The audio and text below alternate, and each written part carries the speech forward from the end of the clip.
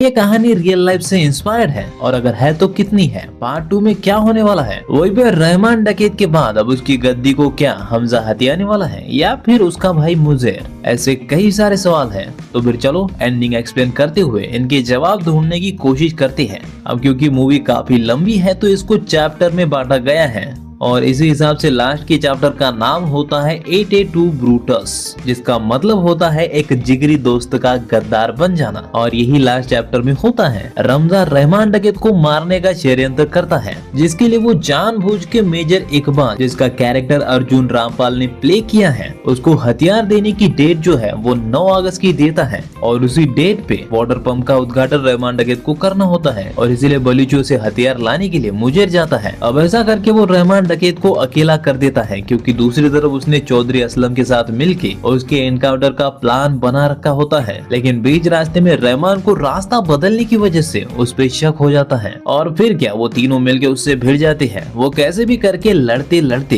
एक पोल से गाड़ी को टकराता है और जंगल में भाग जाता है। उसी समय बीच रास्ते में बैठा चौधरी असलम रहमान पे हमला कर देता है। और मैं तुमको बता दूं कि Chaudhary Aslam Khan real life character है जो 2005 से लेकर 2014 के बीच काफी गैंग वॉर्स को खत्म करने का कारण रहा है या फिर गैंगस्टर को खत्म करने का। अब इस कैरेक्टर पे हम आगे और डिटेल में बात करेंगे, लेकिन अगर वापस एंडिंग पे आए तो रहमान डकैत और चौधरी असलम के बीच जंगल में झड़प होती है। और कमाल की बात है कि रहमान डकैत चौधरी पे भारी पड़ता है और ये कमाल इसीलिए है क्योंकि दोनों की साइज देखने जाओ तो फाइट एकदम बचकानी लगनी चाहिए। मतलब तुम ही सोचो, कहा 5 फुट 11 इंच तगड़ा संजू बाबा और कहा 5 फुट 6 या फिर 7 इंच के दुबले पतले अक्षय खन्ना। लेकिन सरप्राइजिंगली फाइट इलॉजिकल नहीं लगती, क्योंकि फाइट को बहुत ही स्मार्टली ऐसे कोरियोग्राफ किया गया था कि भले ही रहमान डकैत एसपी पे भारी पड़ रहा था, लेकिन फिर भी क्लियरली फाइट के दौरान चौधरी का कैरेक्टर रहमान से ताकतवर दिख रहा था। मतलब कि असलम चौधरी उसे उठा उठा के पटक रहा था, लेकिन डकैत भी कम नहीं था। वो उसके हाथ में जो भी लग रहा था उसी से उसको मार रहा था। इसीलिए उन दोनों की फाइट जो है वो इलॉजिकल नहीं लगती। यही नहीं बल्कि वो रणवीर पे भी भारी पड़ती है और ये साफ तौर पे एंड को भारी बनाने के लिए किया गया था। अगर तुम पूरी फिल्म को भी देखोगे तो रहमान डकैत का जो कैरेक्टर है वो सबसे ऊपर रखा गया है या फिर सबसे डैशिंग है, क्योंकि कहीं ना कहीं उसे लास्ट में मरवा के एंडिंग वाली फील भी देनी थी। लेकिन अगर तुम पूरी फिल्म को या फिर पूरी कहानी को देखने जाओगे तो जो फर्स्ट पार्ट की एंडिंग है वो एक्चुअली में पूरी कहानी की एंडिंग नहीं है और शायद इसीलिए एंडिंग जो है वो इतनी वजनदार फील नहीं होती। और अनफॉर्चुनेटली यहाँ पे मेरा वही डर सही साबित हो जाता है जो मैंने धुरंधर के 2 पार्ट में बनने वाले अनाउंसमेंट के बाद तुम्हें बताया था। क्या है कि अचानक से 2 पार्ट में एक ही कहानी को बांटने की वजह से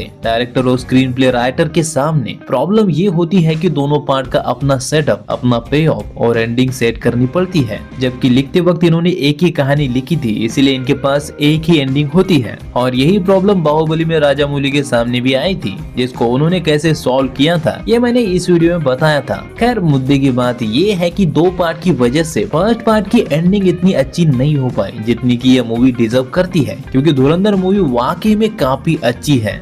इसीलिए मेरे हिसाब से एंडिंग और बेटर हो सकती थी। खैर वापस से अगर हम एंडिंग पे आए तो शायद तुमने ये नोटिस नहीं किया होगा कि हमजा का प्लान सबसे पहले रहमान डकैत को मारने का था ही नहीं। वो एक्चुअली में सबसे पहले उसके कंधे से बंदूक चला के बाकी सबको मारने वाला था और यही स्ट्रेटेजिकली सही होता। इनफैक्ट 26/11 के बाद जब वो आलम भाई से मिलने जाता है तो गुस्से में जिनको मारने की वो बात करता है उसमें रहमान का नाम होता ही नहीं है। ऐसा इसीलिए क्योंकि जिस पोजीशन में वो है ये करना लगभग नामुमकिन था। मतलब कि अगर हमजा रहमान को मारता तो फिर उसने जो औकात यहाँ पे बनाई थी उसको बरकरार रखना पॉसिबल ही नहीं था। लेकिन गुजरते टाइम के साथ जब उसे पता चला या फिर ये एहसास हो गया कि रहमान पैसों के लिए हथियार देना नहीं रोकेगा, तब उसे मारने के लिए उसे तैयार होना पड़ा एक स्ट्रेटर्जी के साथ। इसीलिए वो असलम चौधरी से ये कहता है कि कुछ भी हो जाए ये अस्पताल जाने से पहले मरना नहीं चाहिए, वरना उसके भाई को यकीन नहीं होगा। और सिर्फ इसीलिए उसने जाके अपने ससुर से हाथ मिलाया था। हालांकि अक्षय खन्ना को मैं पार्ट 2 में भी देखना चाहता था, लेकिन अब तो वो हो नहीं सकता। खैर इनका कैरेक्टर भी रियल लाइफ से लिया गया है, जो कि एक पुलिस एनकाउंटर में जुलाई 2009 में मारा गया था, लेकिन उसे चौधरी असलम ने नहीं मारा था। एटलीस्ट मुझे तो इसका कोई ऑफिशियल रिकॉर्ड नहीं मिला। मे बी यहाँ पे मेकर्स ने क्रिएटिव लिबर्टी ली हो या फिर सीक्रेटली चौधरी असलम उसमें इन्वॉल्व थे, इसलिए उसका ऑफिशियल कोई रिकॉर्ड नहीं है। और ऐसा इसीलिए भी है क्योंकि ये मूवी जो है ये जितनी रियल लाइफ इवेंट्स को लेकर बनाई गई है उतनी ही फिक्शनल भी है, क्योंकि इन्होंने बस इवेंट्स को उठा के उसमें फिक्शन का तड़का लगाया है। इसलिए मूवी आने से पहले सबको लग रहा था कि रणवीर सिंह का कैरेक्टर हमजा अली मजारी या फिर जसप्रीत सिंह मेजर मोहित शर्मा से इंस्पायर्ड होने वाला है, और इसलिए मेजर मोहित शर्मा के पिता ने उन पे केस भी किया था। हालांकि उसके बाद डायरेक्टर ने खुद पब्लिकली ये कंफर्म किया है कि ऐसा नहीं है, पर अगर तुम मोहित शर्मा के कुछ फोटो देखोगे तो वो काफी हद तक रणवीर के इस लुक से मैच होते हैं, और शायद इसीलिए मिसअंडरस्टैंडिंग हुई थी। लेकिन मैं बता दूं कि मेजर मोहित शर्मा के मिशन को लेकर कोई भी जानकारी पब्लिक नहीं है, क्योंकि उनके मिशन एक्सट्रीमली सीक्रेट मिशन थे। तो हाँ, अपन ये यकीन से नहीं कह सकते कि रणवीर का कैरेक्टर उन्हीं से थोड़ा सा भी इंस्पायर्ड था या फिर नहीं। हाँ, मैं इतना जरूर कह सकता हूँ कि वो पूरी तरह से उनसे इंस्पायर्ड नहीं है, क्योंकि रणवीर का कैरेक्टर एक मुजरिम दिखाया गया है और बीच में हमें उसके पंजाब वाले सीन भी दिखाए जाते हैं जहाँ कोई उसकी फैमिली को मार रहा है। तो मे बी